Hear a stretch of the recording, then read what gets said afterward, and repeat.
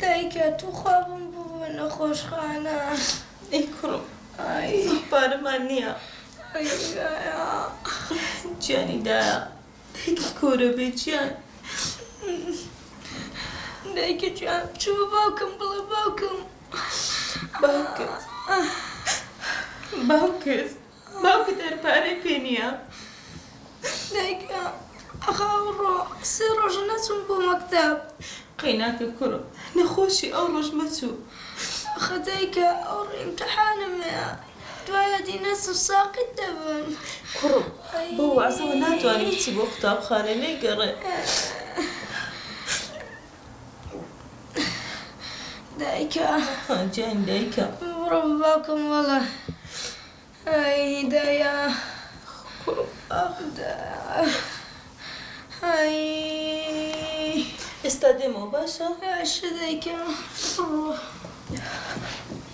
زۆرەوە. ئای دایکە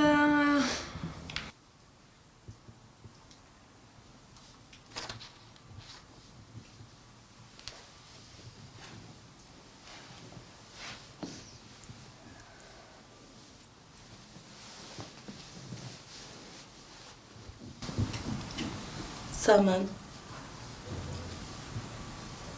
سەهن نەخۆشە. ئەخۆ من دکتۆر نیم ژناکە. سامان ئەو ژیان نییە بەدیکەی قەرزاری دار و بەردین. هەی ئەوە نییە ئیشەکەم ئەوە نییە کرێکاری ئەەکەم چیتر بکەم. باسی کامە ئیش و کامە کرێکاری دەکەی. ڕۆژێک دەچی 10 ڕۆژ ناچی لەبەر نووسینە بێمانایەکانت. واللهی ئەگەر نووسینەکانت جوان دەبوو خۆم پشگیریم دەکردی. ئەو ڕۆژە شارەکان لە فەیسبووکیش بڵاو کردەوە بۆ نمونە یەک کەسیش دەستخۆشی لێ نەکردی. کاک ڕەسوڵی شاعریش ئەیوت ئەوانە بەس شعر نین لە قسەکردن دەچن. ژنەکە ئەوانە حەسوودن، ئەوانە نایەنەوێ گەنج پێ بگات، ئەوانە هەمویان لەو قەڵەمەی من ئەترسن. قەڵەم پارەم دێ سەهن نەخۆشە دەیبم بۆ دکتۆر.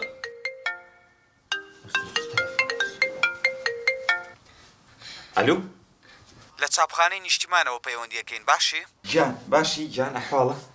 سوپاس خاتوو نازەنینی سەرنووسەر ئێوێ بتانبینی ئەمڕۆ. گیان بێمە کۆ؟ کاتژمێر سێهەر لە ئۆفیسەکەی خۆی. بەسەرچاو ئەمرەکەی قوربانم زۆر سپاس. وەی جوانێ خوابت کابێ وەی. چ بوو؟ لە چاپخانەی نیشتیمانەوە تەلەفۆنیان کرد. ئەبێ بڕۆم بۆ ئەوێ ئەگەر ئەو کتێبەی من پڕفرۆشترین کتێب نەبوو لەم شارە حەقت بێ. تێگەی ژنەکە هەمان گورە دڵم خۆشە وازم لێ بێنن. باوکەی گیان باوکەتی خۆن نەخۆشم. باشە باوکەی گیان پارەم دێ کوڕ دەبم بۆ گورە بەسەر چاو ژنەکە ئەو پارە 5,000 ژنەکە بڵێ خوانەی بڕێ دەبڕە لای دکتۆری ئیسماعیلەوە تا لێرەیە. نانی نیوەڕە پێ حاضرکەم یاوای پێ ببەمە دکتۆر. وەرە کوڕم ماچێکم دەرێ هەی شێرەکەم باشە من ئەڕۆم بۆ چاپخانە درەنگە بۆ من باشە ئاگات لە مناڵەکە بێ خواحافیز. کوڕم دەبم بۆ دکتۆر باشە خواهێکە ڕزگارمان کە لە وەزعە.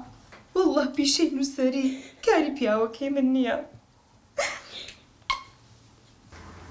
عزیزم ئەوە ئەسلەکەیە ئیتالیا و قاغەزە جانەکەم خۆسینیەکە نییە.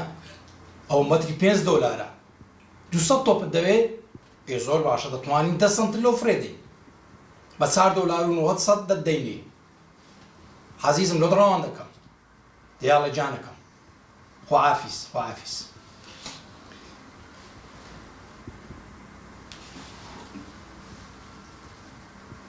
ئەلۆ کاک ڕەزا بەخێری فەرمودەنج. ئەوە 200 تۆپ لە قاغەزە ئیتالیەکەم فرۆشتیە لۆ کاک سەر هەنجی ڕەوانکەن باشە؟ دیاڵە خواحافیز بەخێر بێ کچم. باشی کاک زەودەر ئیشت پێم بوو بانگت کردم. کچم من دەمێکە بە پەیوەندی نێوان تۆ و گۆرانی کوڕم دەزانم. ناوان نییە؟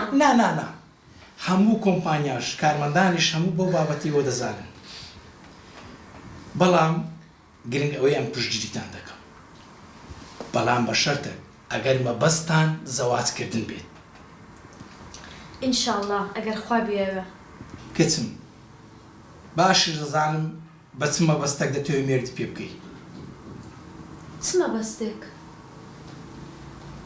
بەرحاڵ کچم بەڵام من یەک داواکاریم لە تووە بەڵێ فەرموو دەبێ قەنەعات بە گۆرانی کوڕم بینی واز لە نووسین و ڕۆمان و ئەو بابەتانە بینی کاک جەودەت خۆت دەزانی گۆران بە قسەم ناکا ئینادا کچم پێی بڵێ بڕوا بکە وەسیەت نامەیەک بە دەستی خۆم دەنووسم لە پاش خۆم لە گشت سەروەت و سامانەکەی خۆمی بێبەشی دەکەم و هەروەها مەحکەمەش ئاگادار دەکەمەوە ئەزە ئەتۆش جوان بیر لێ بکەوە یان گۆرانی نووسەر یا ئەوەتە گۆرانی بازرگان نانا بەسەر چاو خۆم قسەی دەگەڵ دەکەم قەنەعاتی پێدێنم ئێستاش دەتوانی بچی پەیوەندی لەگەڵ بکەی و قسەی لەگەڵ بکەی خەمت نەبی من خۆم قسەی لەگەڵ دەکەم بەسەر ئیزنت فەرموو